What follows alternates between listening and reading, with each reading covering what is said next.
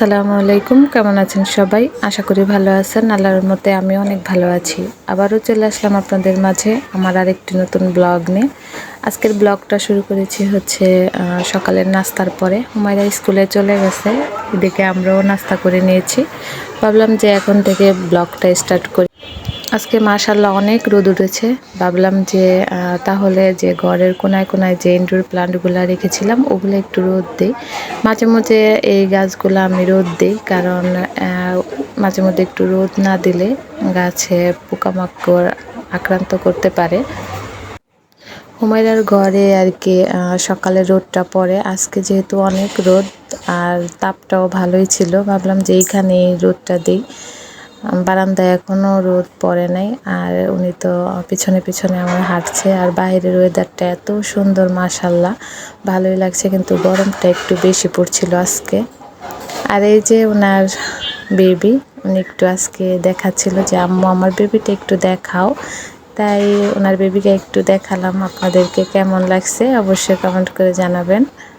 আর এইদিকে কালকে হঠাৎ করে আমার দাদু আসছে, অনেক দিন ধরে আসতে চাইছিল, আসে করে আর কি আনা হয় না ওনাকে। উনি একটু আর কি বৃদ্ধ, আব্বা সহজে ওনাকে কোথাও যাইতে দেয় না, বাসায় রাখে।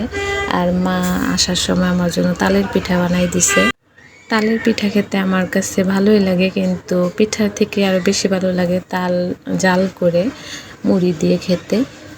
তাল খাওয়ার পরে যে দুপুরে রান্না বান্না করব, দাদু সব সময় আসলে আমাকে অনেক হেল্প করে। আমি করতে দিতে চাই না, তবুও করে, আমার সাথে গল্প করে আর কাজ করে। এদিকে হাতে মাখিয়ে আমি গরুর মাংস বসাবো। সব সময় আর কি মাংসটা আমি হাতেই মাখিয়ে বসাই। আর ওইদিকে হচ্ছে রাফামনির যে শরীরে র্যাশ উঠছিল, ওগুলো অনেক ওষুধ খাওয়াইছি, মলম দিছি, কিন্তু এখনও ছোট ছোট আছে। অনেকেই আর কি দুই একজন আমাকে বলছিল যে একটু নিম আর হলুদ মিক্স করে যদি শরীরে লাগানো হয় তাতে নাকি কমে যায়। এই জন্য আর কি অনেক খুঁজে খুঁজে দেশি নিম পাতাটা আনছি। দেশি নিম পাতাটা এখন সহজে পাওয়া যায় না, খুঁজে খুঁজে আর কি নিয়ে আসছি। এখন এই যে বাড়ছি, ভাবছিলাম ব্যালেন্ডারে আর কি ব্যালেন্ড করব, কিন্তু হঠাৎ করে কারেন্ট চলে গেছে, এর জন্য দেরি না করে আর কি হাতে বেটে নিয়েছিলাম। তারপর আপামনিকে শরীরে আর কি দিয়ে রান্না বসাইছি আগে। দাদু দেখি এদিকে থালাবাটি ধুইছে, আমি বললাম যে তোমার ধুতে হবে না, তাও আর কি ধুইছে। আগেকার দিনে মানুষ তো কাজ ছাড়া কিছুই বুঝে না। দাদু মাশাআল্লাহ অনেক সুন্দর কাজ করতে পারে, আমি ওইরকম পারি না। আর এই দিকে এত বাতাস ছিল, আমাদের জানলাটা খুললে আর কি অনেক বাতাস আছে আর চুলাটা নিভে যায়, এর জন্য সবসময় জানলা আটকে আর কি রান্না বান্না করতে হয় আমাকে।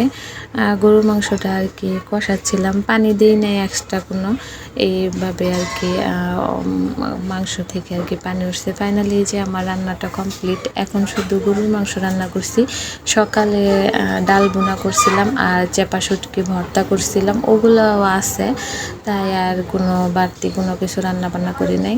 দুপুরে খাওয়া দাওয়ার পরে এখন দাদু পান খাবে, আমি আবার পান টান খাই না, শখ করেও কখনো পান খাই না। এই যে আমার দাদুর আকর্ষণীয় যে পানের বাটার যে যে সরঞ্জাম, ওগুলো সবসময় নিয়ে আসে।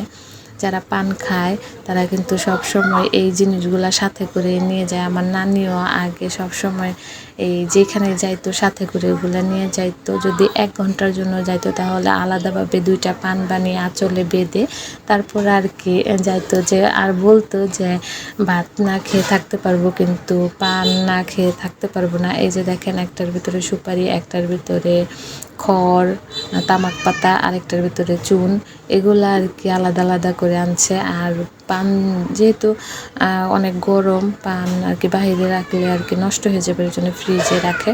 দাদুর সাথে অনেক গল্প করছিলাম আর বসে বসে দেখছিলাম কিভাবে বানায়। আমিও পান বানাতে পারি, কিন্তু পান আমি খেতে পারি না। দাদুর আবার দাঁত আর কি নাই, এই জন্য হাতে ডলে আর কি পান খায়। ফাইনালি এই তো পান বানানো শেষ। এখন এই যে দেখেন হাতে ডলে আর কি কত মিহিন করে যে এখন মুখে দিল। আমার দাদুর জন্য সবাই দোয়া করবেন, উনি যেন আল্লাহ যেন ওনাকে নেক হায়াত দান করেন। আর এদিকে রাফামনের জন্য একটা ড্রেস অর্ডার করছিলাম, ওইটাই আর কি হাতে পাইছি। মাশাআল্লাহ যেরকম চাইছি ওই রকমই পাইছি। রাফামনি সবসময় নতুন ড্রেস পরতে ভালোবাসে, এটাই পরে আমাকে একটু দেখাচ্ছিল।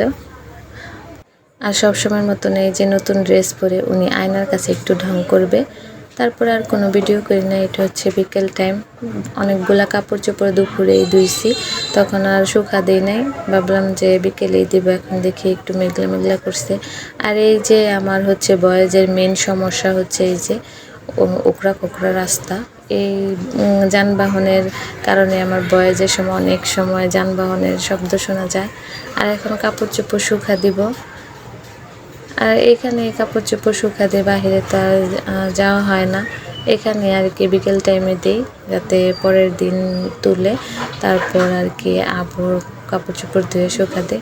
আর আজকের ব্লগটা কেমন লাগলো অবশ্যই কমেন্ট করে জানাবেন। ভালো লেগে থাকলে লাইক কমেন্ট শেয়ার করে আমার পাশে থাকবেন। সবাই ভালো থাকবেন, সুস্থ থাকবেন, আমাদের জন্য বেশি বেশি দোয়া করবেন। আল্লাহ হাফিজ।